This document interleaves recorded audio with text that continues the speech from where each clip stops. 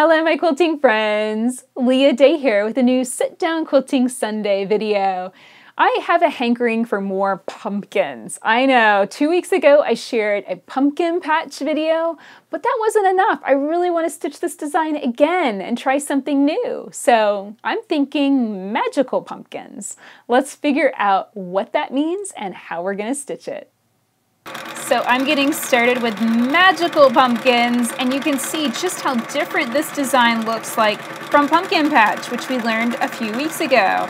So I'm going to stitch this very long curving line, and you can see how much bigger I'm making my loops. And then now I'm going to branch into my pumpkin shape, and I'm also going to make that a little bit bigger too. So I'll form my oval shape very carefully. I want to make that a nice smooth movement.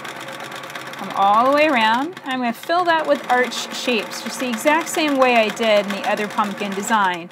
I just really think those arch shapes are the key that make a pumpkin look like a pumpkin, you know. I'm sure if you were aiming for something else, like, you know, you wanted grapes or apples or oranges, you know, you just have to look at that fruit and figure out what sets, you know, different things apart.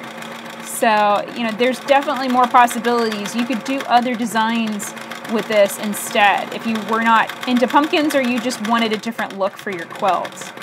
So I'm finishing up with my arch shapes. I'm going to come to the top and I'm going to branch out with a slightly bigger leaf shape. So that's just an arch shape, come to a point, come back, and now I'm going to fill that in with an echo and also do some travel stitching. So this design, I just kind of consider it, you know, a step up a notch. You know, I'm adding more texture, I'm adding more layers of thread. And now I'm going to add more layers of thread and echo this ribbon. And I actually call this design, it's a completely separate design called Twisted Tendril. And the idea is you want to have it, think of it almost like a ribbon that is folded over and crossing itself. So there's going to be points where my line crosses over itself and the lines get closer together. You know, and you can space that and put that around those loops. That looks good. You can also have it in, you know, different random places, like right here. I think I'll have the cross come right there. That might be interesting. And then now I'm going to aim to come all the way back to my pumpkin shape and stop with my needle in the down position.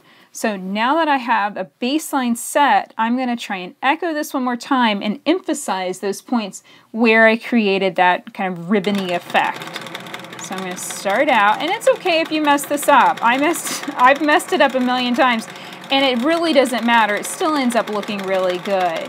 Now at this point I want to cross over, stitch all the way around. Notice how slowly I'm stitching. I don't have a stitch regulator on my machine. I'm just running the machine really slowly and carefully because I'm trying to focus on what I'm doing. And when you're really doing something that's a little challenging, sometimes stitching slower is the best option. Gives you more room to think. So now I'm swirling around this way, and I'll come right back to the top of that last pumpkin shape.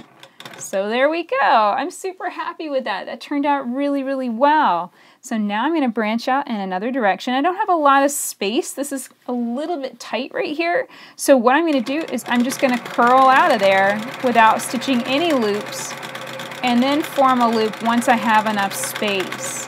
So don't feel like you immediately have to start stitching loops. You don't. You can stitch them whenever you have the space to form that design. You can also form loops that just kind of curl into a spiral. That's fine too. So let's see what happens when we do that. So I'm going to curl into a spiral. Now I'm going to work my way all the way back through the design. So let's cross over here, bring those lines closer together, have the ribbon cross, and then let's make it cross again right here. I think that looks really good. And let's keep it wide apart right up until the side of that loop, and then cross it again. So you really just make it up as you go along. There's no right or wrong way of doing it. You can even do a good bit of travel stitching before branching out. I think there's so many different ways of playing with this, and I don't think there's a wrong way to stitch it. So now I'm back at that pumpkin. I'm going to take out this pin because it's bugging me. And we're going to keep on going. So this time around, I think I've got a little bit more space on that side. So I'm going to come up.